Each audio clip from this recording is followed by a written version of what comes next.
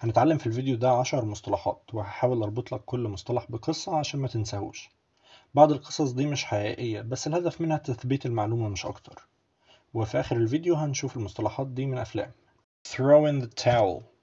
كلمة throw يعني يرمي، و towel يعني فوطة.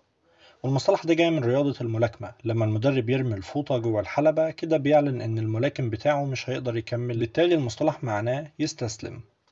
After trying for hours, he finally threw in the towel. يعني بعد ما قعد يحاول لساعات أخيرا استسلم.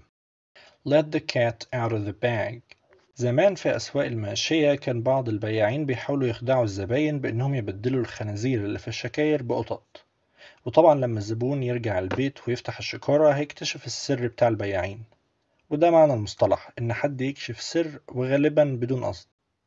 He let the cat out of the bag about the surprise party. يعني هو أفشى سر الحفلة المفاجأة اللي كنا هنعملها. Turn a blind eye. القصة جاية من معركة كوبنهاجن سنة 1801، وأيامها كانت التعليمات البحرية بتكون عبارة عن إشارة على أعلام. المهم بقى القائد البريطاني نيلسون اللي كان أعمى من عين واحدة جاله أوامر بوقف الهجوم، فحط المنظار على عينه اللي ما بيشوفش بيها وقال I have a right to be blind sometimes. I really do not see the signal. يعني من حقي أكون أعمى أحيانا، أنا حقيقي مش شايف التعليمات اللي على العلم. وده معنى المصطلح، إنك تتجاهل معلومة معينة عن عمد، وممكن تستخدمها مع تصرفات الأشخاص لكن مش الشخص نفسه. يعني مثلا She turned a blind eye to how badly he treated her. يعني هي اتجاهلت معاملته السيئة ليها. Mad as a hatter.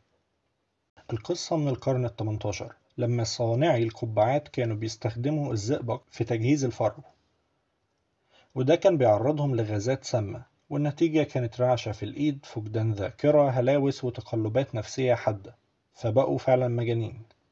ومن هنا معنى المصطلح حد مجنون جدا أو تصرفاته غريبة. He keeps talking to his plants like they're people. He's mad as a hatter. يعني هو دايما بيتكلم مع النباتات على أساس إن هي أشخاص. أكيد ده مجنون. Kick the bucket. كلمة bucket يعني جردل. بيقال إن الناس اللي بينتحروا عن طريق الشنق كانوا بيقفوا على جردل ويخبطوه برجليهم فيموتوا، وده المعنى يموت. بس خد بالك إن استخدامه بيكون في الكلام غير الرسمي أو الكوميدي، يعني لما نتكلم عن الموت بطريقة خفيفة أو فكاهية. مثلا My old phone finally kicked the bucket.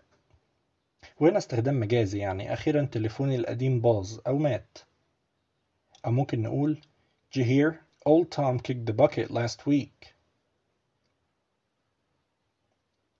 يعني ها سمعت الأخبار؟ توم العجوز مات الأسبوع اللي فات. Butter someone up. هنروح الهند الأول علشان نفهم المصطلح ده. زمان كان الهنود بيرموا كور من الزبدة على تماثيل الآلهة علشان يطلبوا رضاهم أو حظ كويس. ومعنى المصطلح إنك تبالغ في مدح حد علشان تحصل على حاجة معينة منه. Stop buttering me up. What do you want? يعني بطل تمدح فيا، أنت عاوز إيه؟ Caught red-handed. تخيل كده إنك لسه قاتل حد والبوليس جه فجأة وشافوا الدم على إيدك. ده معناه إنك اتمسكت متلبس.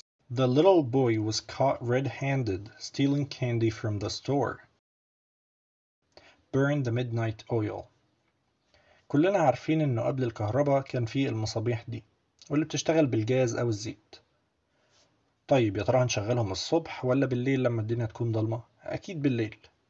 وده معنى المصطلح، إنك تكون سهران بتعمل حاجة.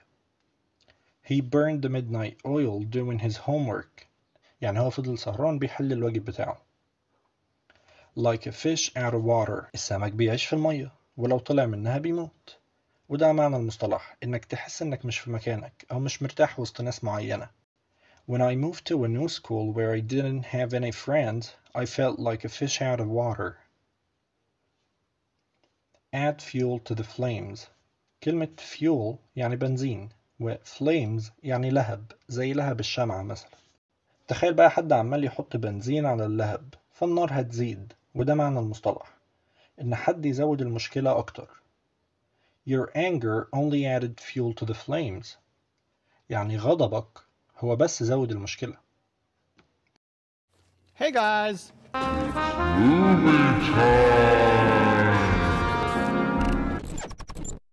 Wise man who knows when to throw in the towel. Wise man who knows when to throw in the towel. Almost let the cat out of the bag. Almost let the cat out of the bag. Almost let the cat out of the bag. Turn a blind eye to it this time. Turn a blind eye to it this time. Turn a blind eye to it this time. Suppose we agree he's as mad as a hatter. Suppose we agree he's as mad as a hatter. Suppose we agree he's as mad as a hatter. As I should kick the bucket. As I should kick the bucket. As I should kick the bucket. No use trying to butter him up. No use trying to butter him up.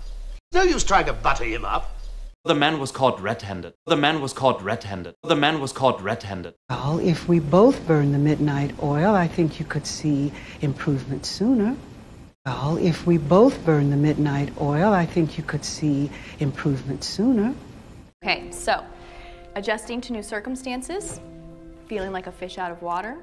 Okay, so adjusting to new circumstances, feeling like a fish out of water.